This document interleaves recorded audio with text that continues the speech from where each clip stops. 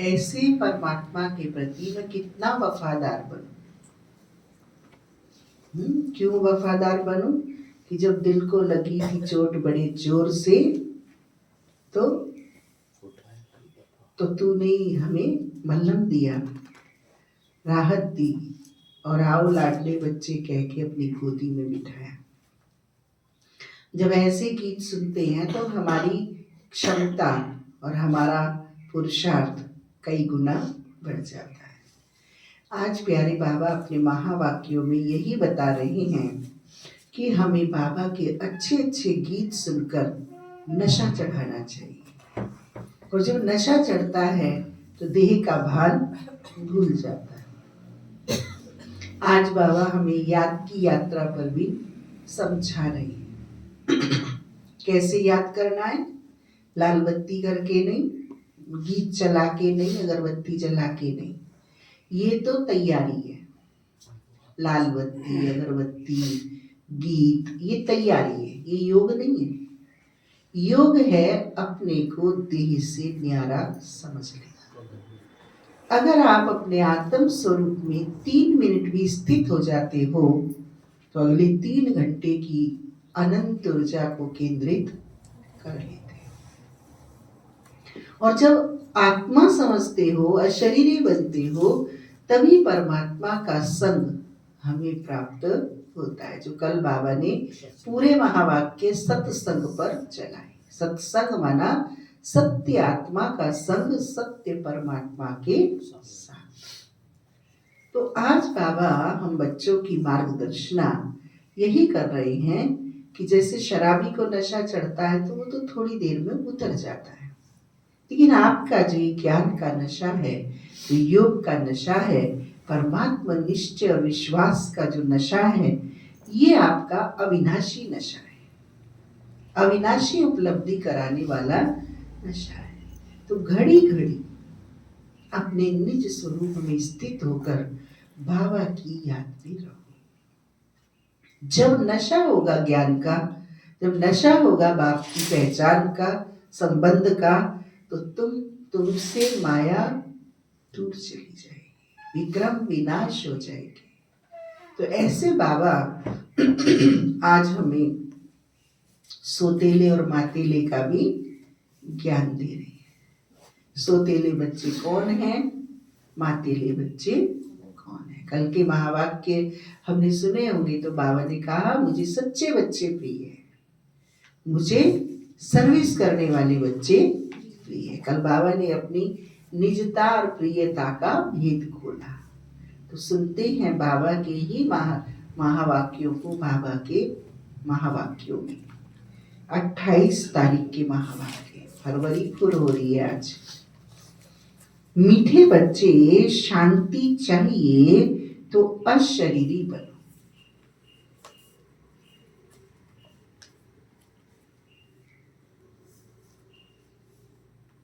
इस देह अभिमान में आने से ही अशांति होती है।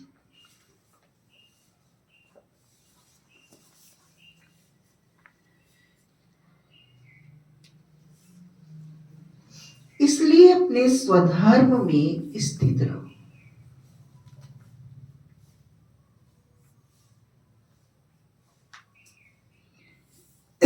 आज के महावाक्यों का प्रश्न है,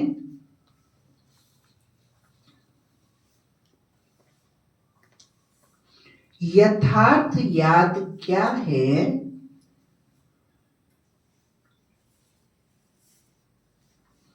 याद के समय किस बात का विशेष ध्यान चाहिए? यथार्थ याद क्या है? याद के समय किस बात का विशेष ध्यान चाहिए? समझ में आ गई बात? कौन सा विशेष ध्यान चाहिए सुभाष भाई? मैं आत्मा हूँ। पुष्पा भाई? मैं आत्मा हूँ, शरीर से अलग परमात्मा को। जिसे बाबा दूसरे शब्दों में क्या कहते हैं, अशरीरी हो, स्वधर्म में स्थित होना। मैं आत्मा हूं नहीं, ये ज्ञान है। ज्ञान से ध्यान नहीं लगता, ज्ञान मदद करता है ध्यान की। ध्यान लगेगा अशरीरी बनने से, आत्म स्वरूप में स्थित होने। आत्म ज्ञान अलग है, आत्म स्वरूप अलग है। जब हम स्वरूप में स्थित होते हैं तो ध्यान लगता है। प्यारे बाबा ने उत्तर बताया, अपने को इस देह से न्यारी आत्मा समझकर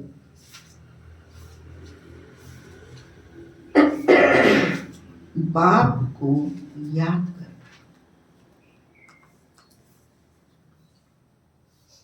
यही यथार्थ याद है।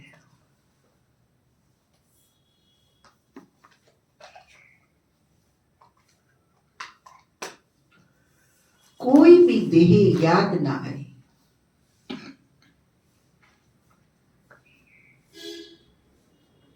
ये ध्यान रखना जरूरी है।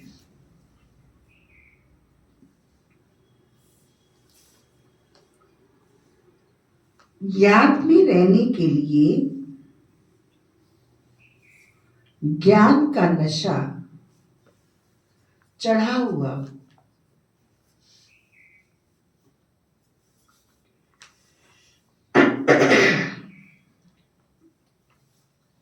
बुद्धि में रहे। बाबा हमें सारे विश्व का मालिक बनाते हैं।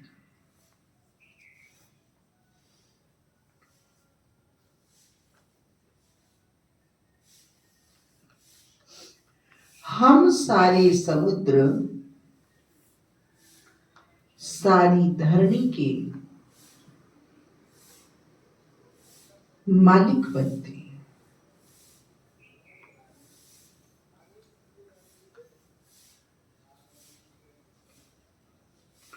आज के महावाक्यों का गीत बताया, तुम्हें पाके हमने जहां पाया।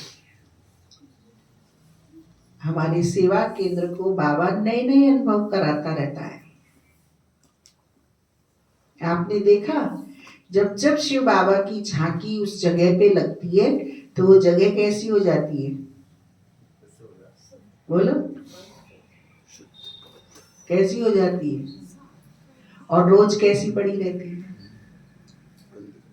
अब साल 6 महीने तक कोई गंदगी नहीं डालेगा वहां पे, शिव बाबा के डर के। तो बाबा की यादगार चित्र रखने से ही शुचिता और स्वच्छता और पवित्रता ऑटोमेटिक आ गई। तो चैतन्य परमात्मा की शिक्षा और आज्ञा हमारे मन को कितना स्वच्छ, सुंदर, निर्मल बना देती है। ये विश्वास करता है, एक उदाहरण छोटा सा, कि परमात्मा सृष्टि पर आता है और सतो प्रधान सृष्टि को बनाता है। ये उदाहरण है हमारा कोना। क्योंकि बाबा अपने बच्चों का जो तन संकल्प लगवाते हैं उसका रिटर्न वायुमंडल पर भी, कैसी भी आत्माएं हैं उन पर भी उसका प्रभाव भय के कारण पड़ रहा है। हम तो प्यार, बाबा तो प्यार से डालना चाहते हैं, लेकिन वो भगवान कुछ कर देगा भोले बाबा, इसलिए वो वहां वही लोग हैं, उनसे हम कह के भी आते, नगर निगम भी कह के आते तो भी नहीं मानते। लेकिन बाबा के लगने के बाद बाप की बात को सब मानते, राजी और गैर शुद्ध हो गई, श्रेष्ठ बन गई, पावनता के प्रकंपन है। मैं अभी सुबह देख के आई, इतना बढ़िया लग रहा कि वहीं क्लास करूं बैठ के, इतना स्वच्छ हो रहा है। किसने देखा वो कोना अभी आके? कल देखा, आज देखना, इतना साफ स्वच्छ पड़ा। हाँ, अभी तो रहेगा 4-6 महीने। गीत दिया बाबा ने, तुम्हें पाके हमने जहां पा लिया, जमी तो जमी आसमां पा लिया। ओम शांति। ओम का अर्थ ही है अहम में आत्मा। मनुष्य फिर समझते ओम माना भगवान, परंतु ऐसे है नहीं। ओम माना मैं आप, मेरा ये शरीर। कहते हैं ना ओम शांति। अहम आत्मा का स्वधर्म शांत है। आत्मा अपना परिचय देती है। मनुष्य भर ओम शांति कहते हैं, परंतु ओम का अर्थ कोई भी नहीं समझते। ओम शब्द भगवान के लिए नहीं है। ओम शब्द अजर अमर अविनाशी सत्ता, अजर अमर अविनाशी का अर्थ है। शब्द का अर्थ है कि जो शक्ति अजर अमर अविनाशी है उसके लिए ओम प्रयुक्त होता है। तो आत्मा अजर अमर अविनाशी है, परमात्मा अजर अमर अविनाशी है, प्रकृति के पांचों तत्व अजर अमर अविनाशी है। इन तीनों के लिए ओम शब्द यूज होता है। लेकिन भगवान के लिए क्यों स्पेशल लगाते हैं लोग ओम? क्योंकि आत्मा और प्रकृति दोनों परिवर्तन होते हैं, सतो रजो तमो में जाती है, लेकिन परमात्मा सदा अपने अजर अमर अविनाशी स्वरूप में परिवर्तन में नहीं आता, वो सदा अपरिवर्तनशील है। इसलिए ओम शब्द को लौकिक में, भक्ति में ईश्वर के लिए प्रयुक्त किया गया है। लेकिन ज्ञान सागर बाबा हमें त्रिकालदर्शी त्रिलोकीनाथ मास्टर ज्ञान सागर बनाने के लिए ओम का अर्थ अजर अमर अविनाशी तीनों सत्ताओं के लिए प्रयुक्त होता है, यह समझा रही है। ओम शांति अक्षर अच्छा है। हम आत्मा हैं, हमारा स्वधर्म शांत है। हम आत्मा शांति धाम की रहने वाली है। कितना सिंपल अर्थ है, लंबा चौड़ा कोई कपोड़ा नहीं है। इस समय के मनुष्य मात्र तो यह भी नहीं जानते कि अभी नई दुनिया है व पुरानी दुनिया। नई दुनिया फिर पुरानी कब होती है, पुरानी से फिर नई दुनिया कब होती है, ये कोई भी नहीं जानते। कोई से भी पूछा जाए दुनिया नई कब होती है और फिर पुरानी कैसे होती है, तो कोई भी बता नहीं सकेंगे। अभी तो कलयुग पुरानी दुनिया है, नई दुनिया सतयुग को कहा जाता है। अच्छा, नई को फिर पुराना होने में कितने वर्ष लगते हैं, यह भी कोई नहीं जानते। मनुष्य होकर ये नहीं जानते, इसलिए इनको कहा जाता है जानवर से भी बदतर। जानवर तो अपने को कुछ कहते नहीं, मनुष्य कहते हैं हम पतित हैं, ये पतित पावन आओ। हमारे भरतपुर में तो बर्ड सेंचुरी भी इस बात का उदाहरण है कि उनके पास कोई घड़ी नहीं है, उनके पास कोई रसोई नहीं है, लेकिन उनके पास कोई संसाधन नहीं है, लेकिन उनका उठना, खाना, सोना, व्यवहार में आना सब फिक्स है, एक्यूरेट, स्थूल घड़ी से भी ज्यादा एक्यूरेट उनका चलता है। परंतु उनको जानते बिल्कुल नहीं। पावन अक्षर कितना अच्छा है। पावन दुनिया स्वर्ग, नई दुनिया ही है। चित्र भी देवताओं के हैं, परंतु कोई भी समझते नहीं। ये लक्ष्मी नारायण नई पावन दुनिया के मालिक हैं। ये सब बातें बेहद का बात बैठ बच्चों को समझाती हैं। नई दुनिया स्वर्ग को कहा जाता है, देवताओं को कहेंगे स्वर्गवासी। अभी तो है पुरानी दुनिया नर्क। यहाँ मनुष्य है नर्कवासी, कोई मरता है तो भी कहते हैं स्वर्गवासी हुआ, तो गोया यहाँ नर्कवासी है ना। हिसाब से कह भी देंगे बरोबर ये नर्क ठहरा, परंतु बोलो तुम नर्कवासी हो तो बिगड़ पड़ेंगे। बाप समझाते हैं देखने में तो भल मनुष्य है, सूरत मनुष्य की है, परंतु सीरत बंदर जैसी है।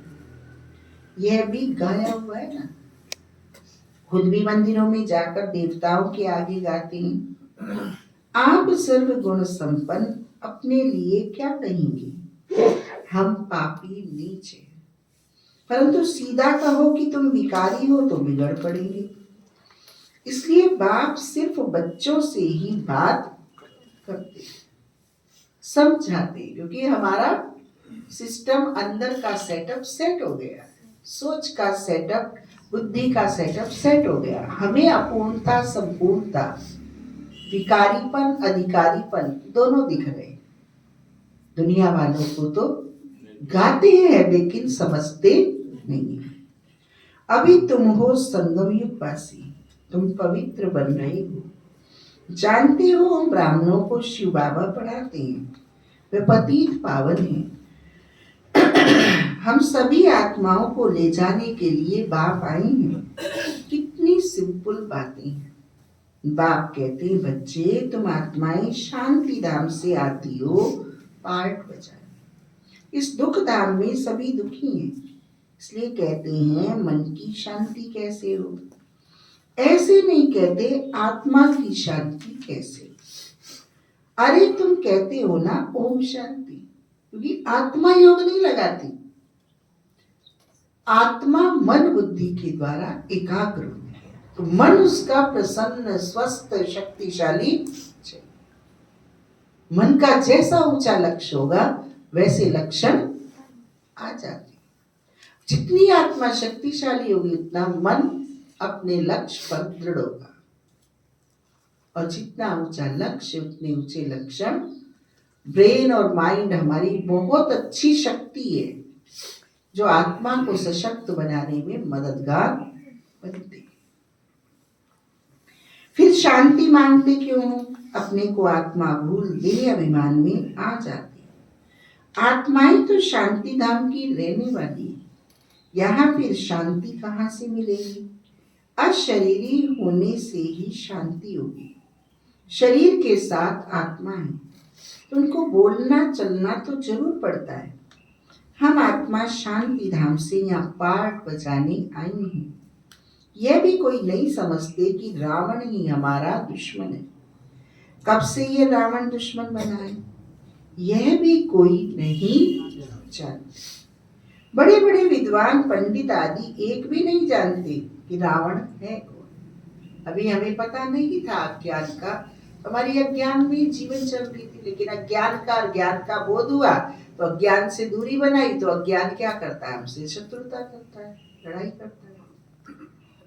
पहले तो साथ साथ चल रहे थे।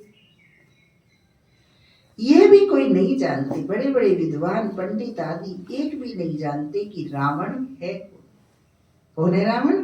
वो तो सारे कहते हैं शास्त्र वाले कि राम से भी ज्यादा शिव का भगत रावण। चारों शास्त्रों का विद्वान, वेदों का, धर्म ग्रंथों का, सबका ज्ञाता, प्रकृति के पांचों तत्वों को भी अधीन करने वाला रावण था। हाँ, जाति में सबसे ऊंच रावण था। लेकिन सबका क्या दिखाया? सब हर चीज में रावण ऊंचा था, लेकिन राम छोटा होके भी उसने उसका और अंत होने पे क्या कहता? मैं तो इससे मुक्ति चाहता था, इसके बिना मेरी मुक्ति। अब कहने से क्या फायदा होता है? ये उदाहरण है हम बच्चों के लिए हौसले अफजाई करने का। ये रावण का बवंडर कितना भी बहुशाली और प्रकाशमान और दिखावा और प्रकोप वाला, विघन डालने वाला बन रहा है, लेकिन अल्टीमेट जो आत्म स्वरूप में स्थित आत्माएं हैं वो उसको मुक्ति देती। कितने 2500 साल के लिए। फिर उसका रोल और उसका पार्ट ना उसकी ऊंची जाति का चलेगा, ना ऊंची व्यक्तित्व का चलेगा, ना प्रभुत्व का चलेगा, ना आधीनता का चलेगा, ना भक्ति का चलेगा। रावण में सारी चीज दिखाई है ना, लेकिन आधा कल्प के लिए ये आत्म स्वरूप आत्माओं की शक्ति से डिस्ट्रॉय हो जाता है। ये हमारा ही यादगार है। यह भी कोई नहीं जानते, बड़े बड़े विद्वान पंडित आदि एक भी नहीं जानते कि रावण है कौन, जिसका हम एफिजी बनाकर जलाते हैं, जन्म जन्मांतर जलाते आए हैं। कुछ भी पता नहीं। कोई से भी पूछो रावण कौन है, कह देंगे यह सब तो कल्पना है। जानते नहीं तो और क्या रेस्पॉन्ड देंगे? शास्त्रों में भी है ना, हे राम जी संसार बना ही नहीं है, ये सब कल्पना है। ऐसे बहुत कहते हैं। अब कल्पना का अर्थ क्या है? कहते ये संकल्पों की दुनिया है। जो जैसा संकल्प करता है वह हो जाता है। अर्थ नहीं समझते। बाप बच्चों को बैठ समझाते हैं। कोई तो अच्छी रीति समझ जाते, कोई बोलो डर जाते कि अगर भोला चौदस को व्रत नहीं करेंगे तो अनिष्ट हो जाएगा। और जो बाबा के बच्चे होंगे वो निश्चय से कहेंगे कि हमें व्रत करना है कि आज पूरे दिन बाबा ने कहा है अशरीरी होंगे तो दिल्ली तक पैदल चले जाएंगे, हमें अशरीरी रहने का व्रत करना है आज। कोई समझते ही नहीं है। जो अच्छी रीति समझते हैं उनको सगे कहेंगे, और जो नहीं समझते वह लगे अर्थात सोतेले हुए। अब सोतेले वारिस थोड़ी बनेंगे।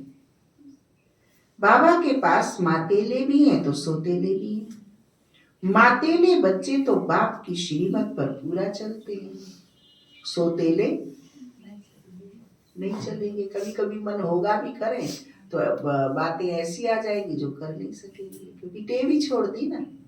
रोज अवज्ञा करने का सूक्ष्म बल हमें परमात्मा फल से दूर कर देता है।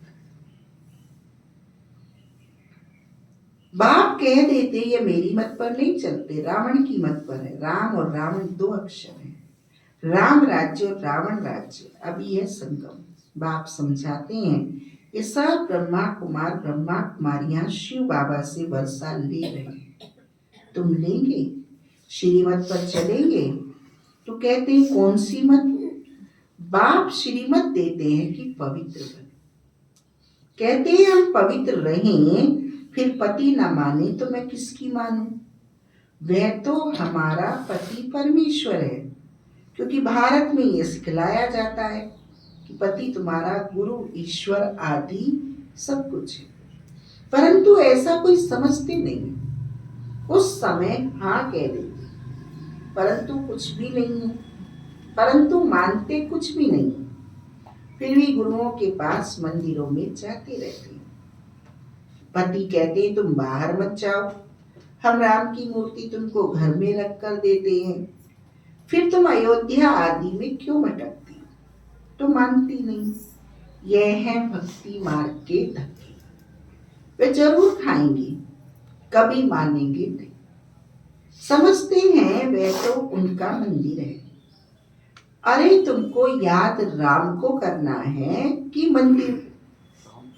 परंतु समझते नहीं। तो बाप समझाते हैं भक्ति मार्ग में कहते भी हो हे भगवान आकर हमारी सदगति करो, क्योंकि वह एक ही सर्व का सदगति दाता है।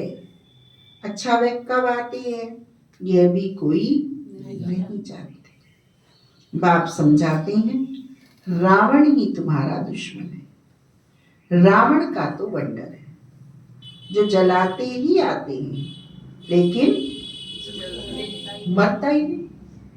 नई नई रीति उत्पन्न होता रहता है। हम ज्ञानी आत्माएं भी देखते हैं कि कैसे हदें, पुराने स्वभाव संस्कार इच्छाएं हमें परमात्मा अवज्ञा से कराती रहती। रावण क्या चीज है ये कोई भी नहीं जानते। अभी तुम बच्चे जानते हो, उनको बेहद के बाप से वर्षा मिलता है।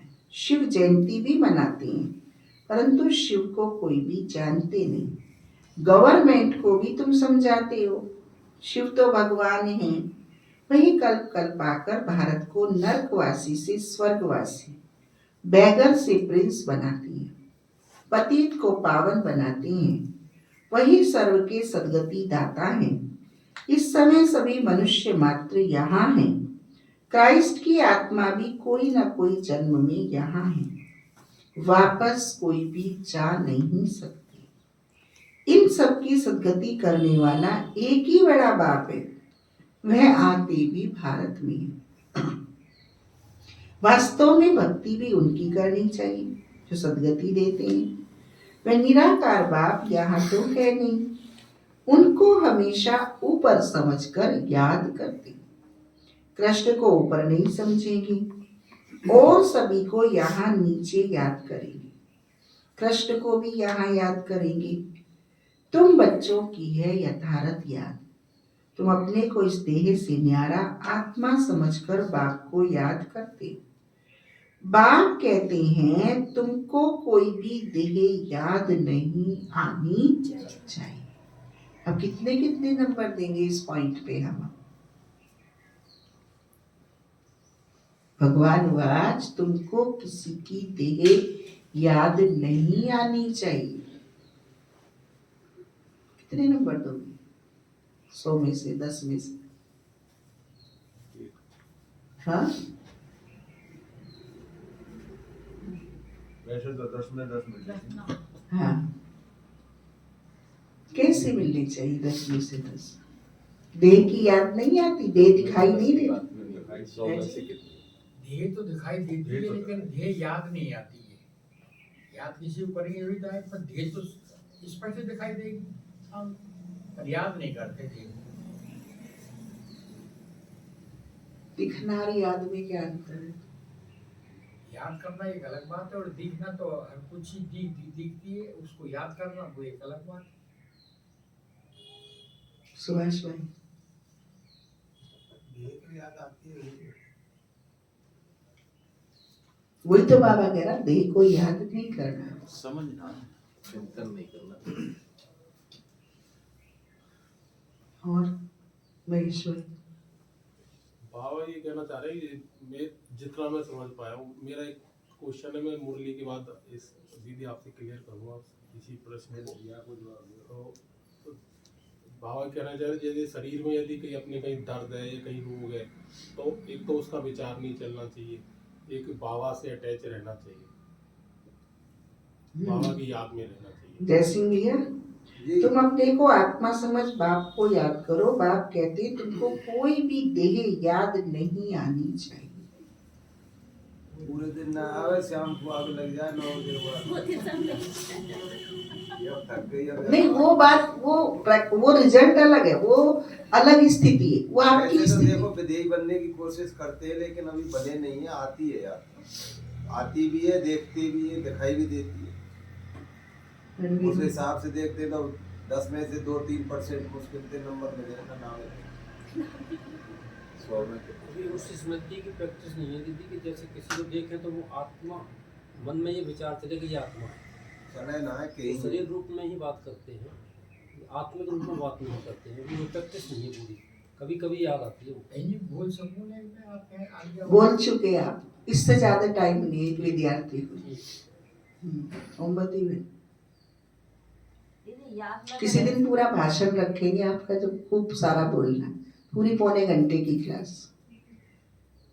याद में तो रहते हैं, आत्म स्थिति में रहते नहीं, देह याद नहीं आनी चाहिए, बाबा ये कह रहे हैं।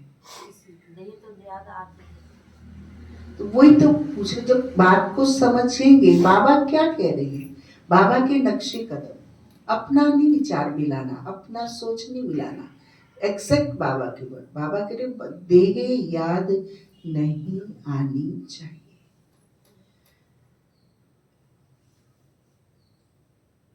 बात को समझो, गहराई में जाओ।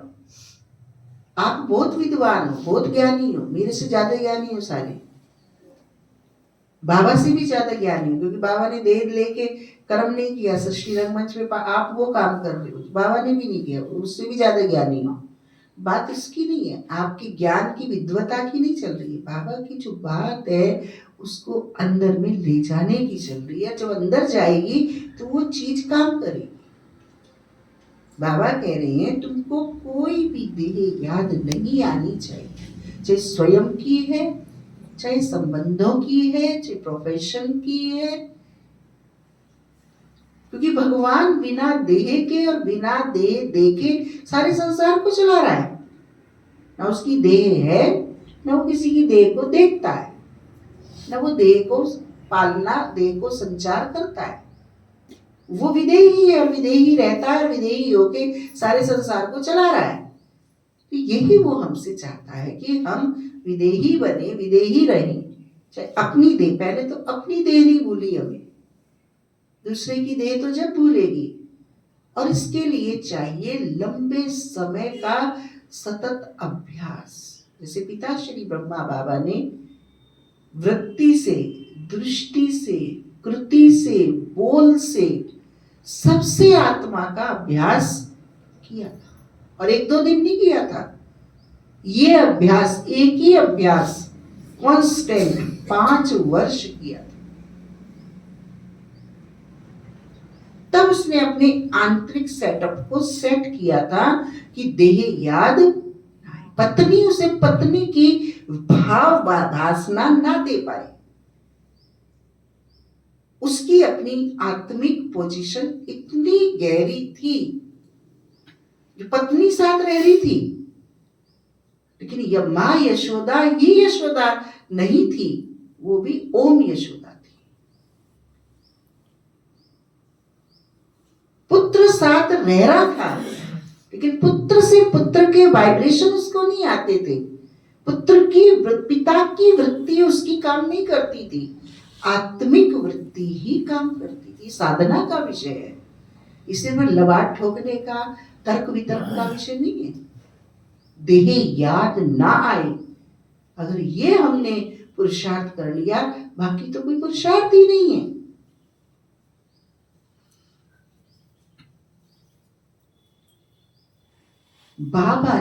बाबा से उदाहरण दिया करा के, तब बाबा ओम बाबा कहलाया था।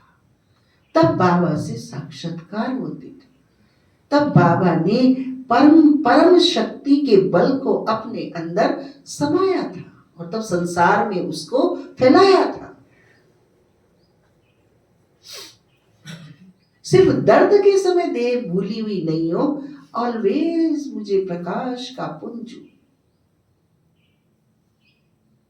ये सत्य है, ये ज्ञान है, ये वास्तविकता है। जो आज बाबा स्वधर्म की बात कर रहे हैं ना, स्वधर्म शरीर नहीं है। मैं इतने बड़े परिवार की हूं, ये वृत्ति अगर मेरी है तो मैं आत्मा नहीं हूं। ये भूला हुआ हूं, मैं बुद्धिमान हूं, ये बात भूली हुई हूं। मैं प्रकाश हूं, मैं रूम हूं।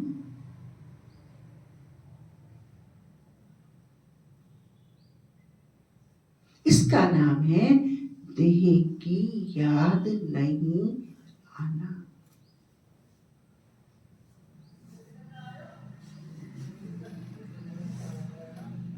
बाबा की बात को बाबा के अर्थ में हम लें, और जब उस अर्थ में लेंगे तो अब हम क्या कर रहे हैं वो मूल्यांकन आएगा, और वो मूल्यांकन आने से हमें क्या करना है, ये रास्ते का दरवाजा खुलेगा।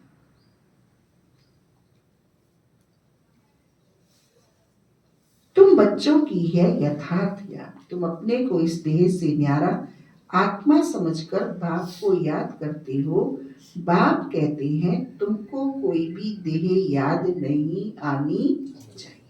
आपने देखा है बच्चे घर में होते हैं तो उन्हें बड़ों का महत्व नहीं होता है, और जब वो कर्म क्षेत्र में आ जाते, करने लगते हैं, तो वो बिल्कुल भूल जाते हैं कि बड़ों ने हमारे लिए क्या किया है।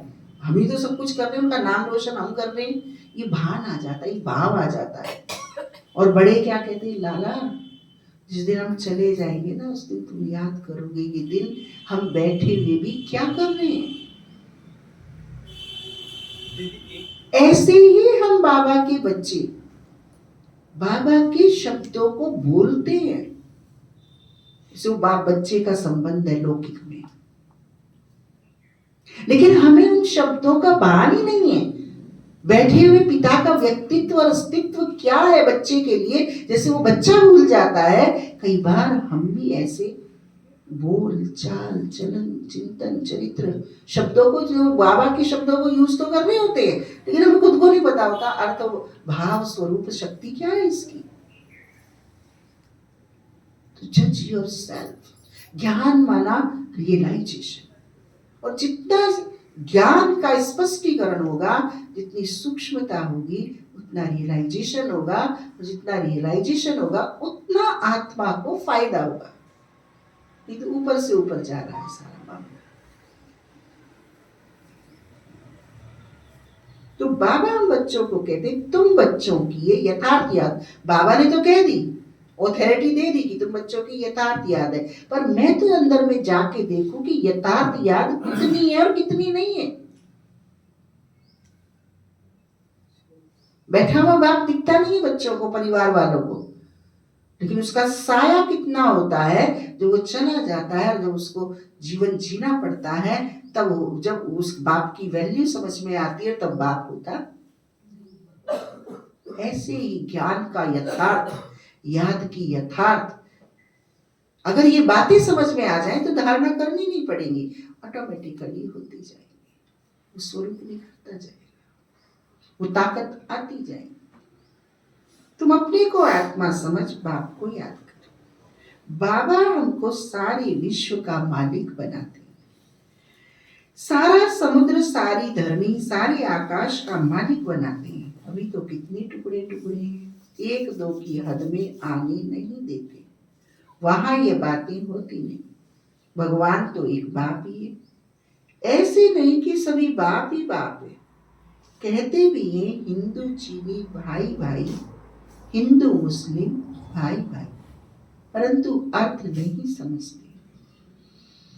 ऐसे कभी नहीं कहेंगे हिंदू मुस्लिम बहन भाई, नहीं, आत्माएं आपस में सब भाई भाई हैं, परंतु इस बात को जानते नहीं।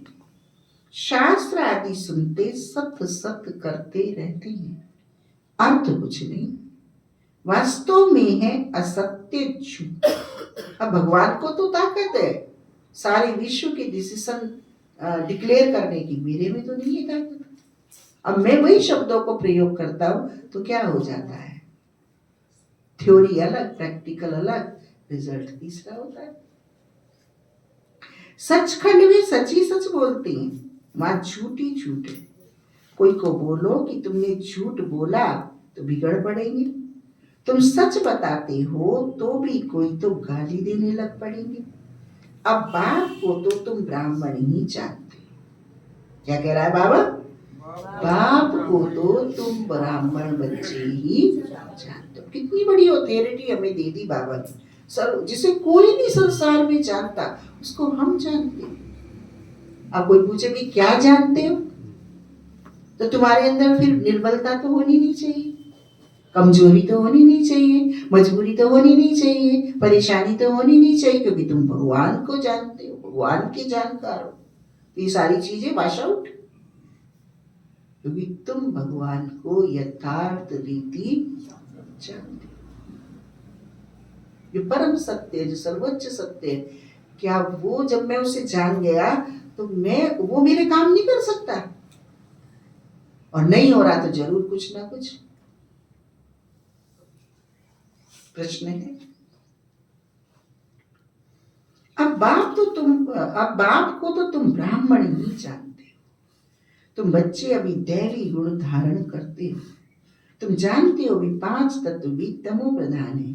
आजकल मनुष्य भूतों की पूजा भी करते हैं, भूतों की ही याद रहती है। बाप कहते हैं अपने को आत्मा समझ, माम एकम याद करो। भूत जड़ है, भूत दुखदाई है, भूत तमो प्रधान है। भूतों को मत याद करो, गृहस्थ व्यवहार में रहते हुए बुद्धि का योग बाप के साथ लगाओ। अब देखिए अभिमानी बनना है, जितना बाप को याद करेंगे तो विक्रम विनाश होंगे। ज्ञान का तीसरा नेत्र तुमको मिलता है। अभी तुमको विकर्माजीत बनना है। वह है विकर्माजीत संबंध, यह है विकर्मी संबंध। तुम योग बल से विकर्मों पर जीत पाते हो। भारत का योग तो मशहूर है, मनुष्य जानते नहीं। सन्यासी लोग बाहर में जाकर कहते हैं कि हम भारत का योग सिखलाने आए हैं। उनको तो पता नहीं, यह तो हठ योगी हैं, वह राजयोग सिखला न सके। तुम राज ऋषि हो, वह है हद के सन्यासी, तुम हो बेहद के सन्यासी। रात दिन का फर्क है। तुम ब्राह्मणों के सिवाय और कोई भी राजयोग सिखला न सके, यह है नई बात। नया कोई समझ न सके, इसलिए नए को कभी अलाउ नहीं किया जाता। ये इंद्र सभा है ना, इस समय है सब पत्थर बुद्धि। पत्थर बुद्धि क्यों है? क्योंकि अपने को चेतन नहीं समझते, चेतन नहीं जानते, और चेतन समझकर जीवन को जीते भी नहीं है। इस समय है सब पत्थर बुद्धि, सतयुग में तुम बनते हो पारस बुद्धि। अभी है संगम, पत्थर से पारस सिवाय बाप के कोई बना ना सके। अब बाबा का तो संबंध सबसे चेतना का है, और हमारा संबंध किससे है? सबसे शरीरों का है। और शरीरों के संबंध कितने से हैं हमारे? 100, 50, 200, 400। इससे ज्यादा तो किसी के रिश्तेदार है नहीं, संबंधी है नहीं।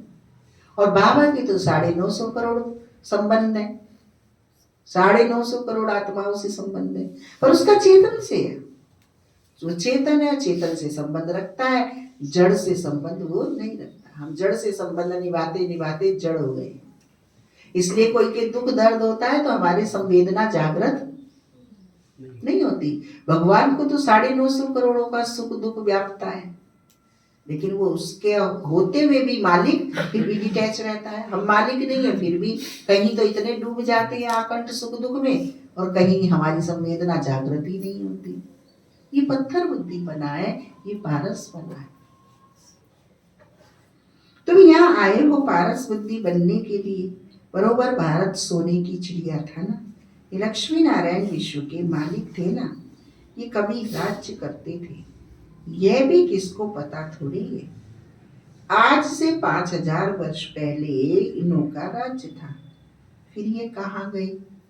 तुम बता सकते हो 84 जन्म हो गए।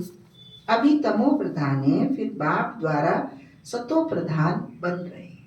तत्व बाप बना रहे हैं और हम बन रहे हैं। यह नॉलेज सिवाय बाप के साधु संत आदि कोई भी दे ना सके। वह है भक्ति मार्ग, यह है ज्ञान मार्ग। तुम बच्चों के पास जो अच्छे अच्छे गीत हैं उन्हें सुनो तो तुम्हारे रोमांच खड़े हो जाए, खुशी का पारा एकदम चढ़ जाए। फिर वह नशा स्थायी भी रहना चाहिए। अभी खुशी का पारा चढ़ा और अभी उतर गया। कोई परीक्षा आई, कोई विघ्न आया, कोई परिस्थिति आई, कोई हारी बीमारी आई, उतर गया। वहां कहते नहीं, नशा उतरना नहीं चाहिए, रास्ता बदलना नहीं चाहिए। यह है ज्ञान अमृत। वे शराब पीते हैं तो नशा चढ़ जाता, यहाँ तो है ज्ञान अमृत। तुम्हारा नशा उतरना नहीं चाहिए, सदैव चढ़ा रहना चाहिए। कोई अपमान करे तो सम्मान मत मांगो, स्वमान में स्थित हो जाओ, जिसे अपमान करने वाला अपमान कर न सके। मैं अपने स्वमान में, जो बाबा ने इतने ऊंचे ऊंचे स्वमान दिए, उसमें सेट हो जाओ। नशा सदैव चढ़ा रहना चाहिए। तुम इन लक्ष्मी नारायण को देख कितने खुश होते हो, जानते हो हम श्रीमत से फिर श्रेष्ठाचारी बन रहे हैं। यहाँ देखते हुए भी बुद्धि योग बाप और वर्षे से लगा रहे। अच्छा, मीठे मीठे सिक्के लदे बच्चों प्रति माता पिता बाप दादा का याद प्यार और गुड मॉर्निंग। रूहानी बाप की रूहानी बच्चों को नमस्ते। हम रूहानी बच्चों की रूहानी माता पिता बाप दादा को नमस्ते नमस्ते नमस्ते।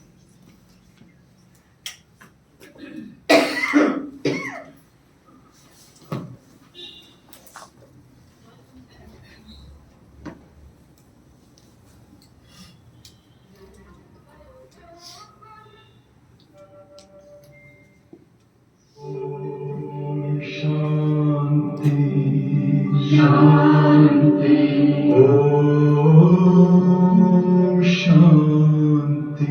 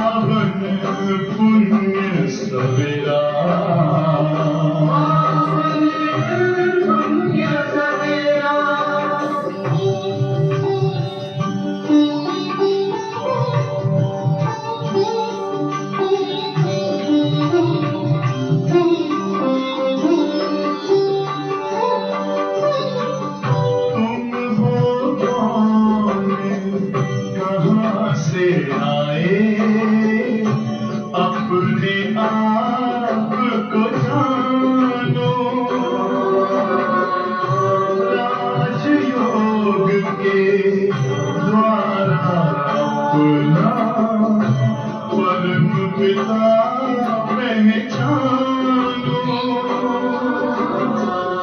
किसी राजपथ पर चलकर तुम पालो अपना बसेरा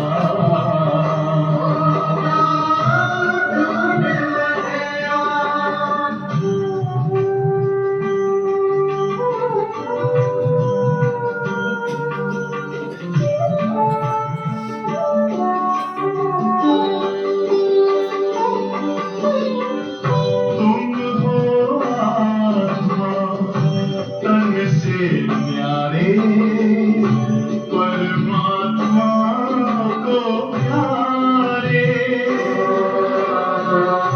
दिव्य गुणों को धारण करके योगी बनो दुलारे ज्योति बिंदु ही तोड़ेगा ये माया मोह का घेरा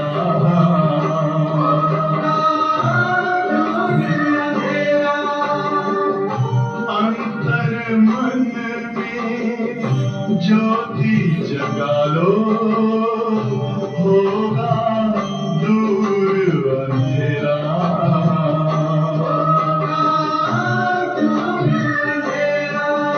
ओम शांति ओम शांति ओम शांति।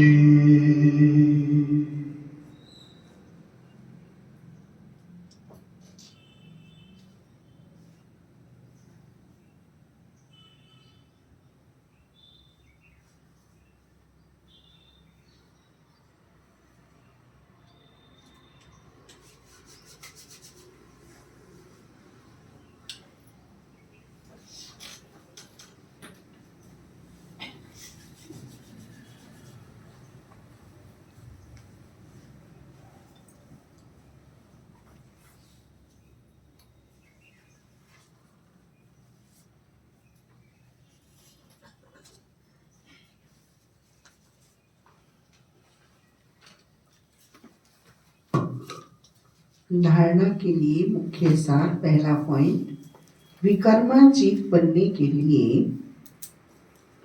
योग बल से विकर्मों पर जीत प्राप्त करनी है।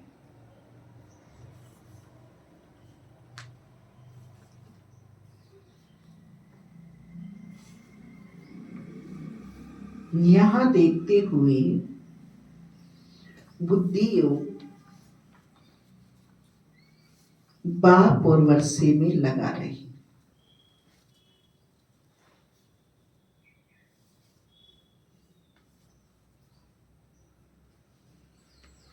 नंबर 2, बाप के वर्षे का पूरा अधिकार प्राप्त करने के लिए मातेला बनना है।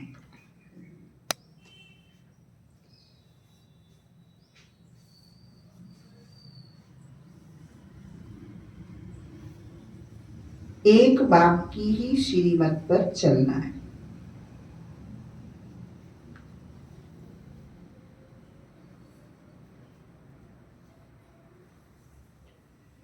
बाप जो समझाते हैं वह समझकर दूसरों को समझाना है।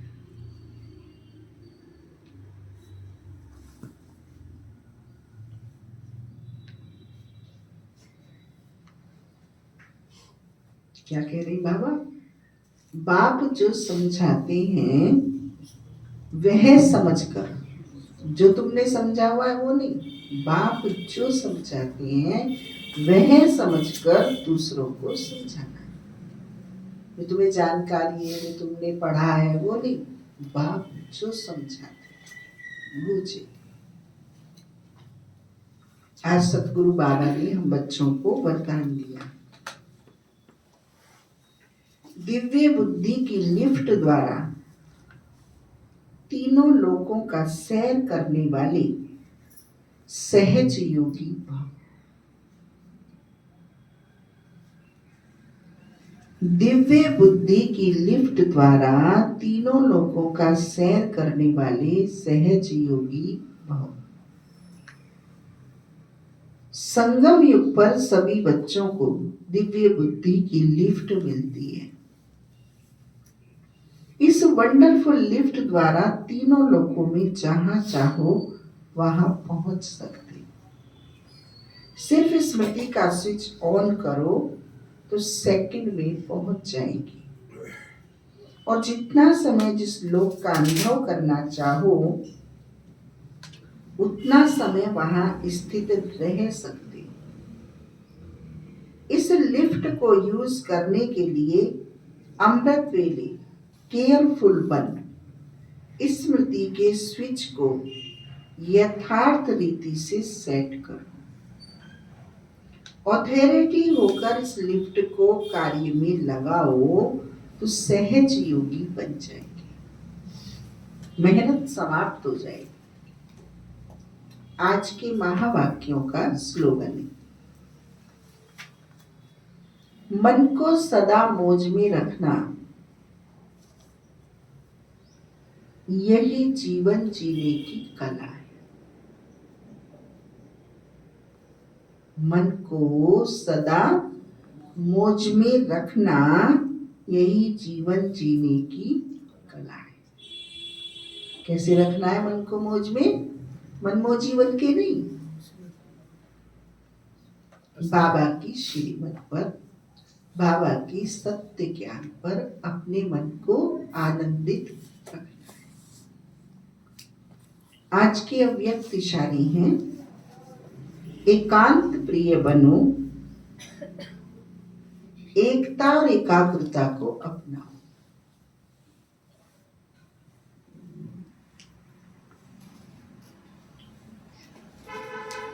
एकांतवासी का डबल अर्थ है, सिर्फ बाहर की एकांत नहीं, लेकिन एक के अंत में खो जाना एकांत। नहीं तो सिर्फ बाहर की एकांत होगी तो बोर हो जाएंगे, कहेंगे पता नहीं दिन कैसे बीतेगा। लेकिन एक बात के अंत में खो जाओ। जैसे सागर के तले में चले जाते हैं तो कितना खजाना मिलता है, ऐसे एक के अंत में चले जाओ, अर्थात बाप से जो प्राप्तियां हुई हैं उसमें खो जाओ। भाव से थोड़ा भी मुझे लाभ मिला है, उस लाभ की कृतज्ञता को सोचो कि बाबा ने मेरे समय को, सोच को, श्वास को, शक्ति को प्राप्ति के रूप में कैसे बदला है।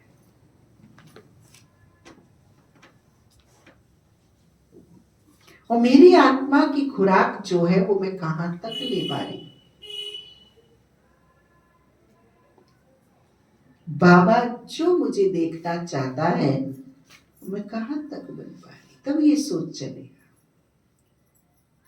क्योंकि समय की अपनी सीमा है।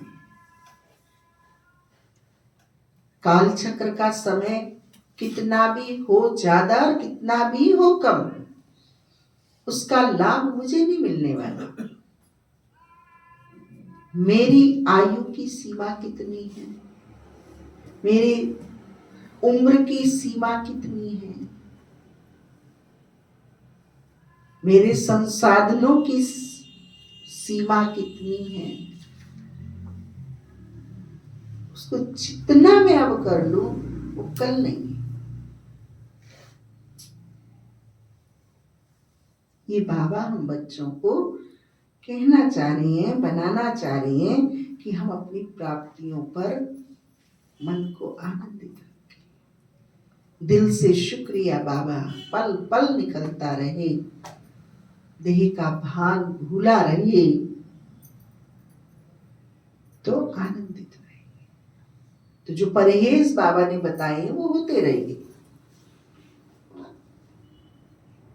हद से हटो, बेहद में रहो।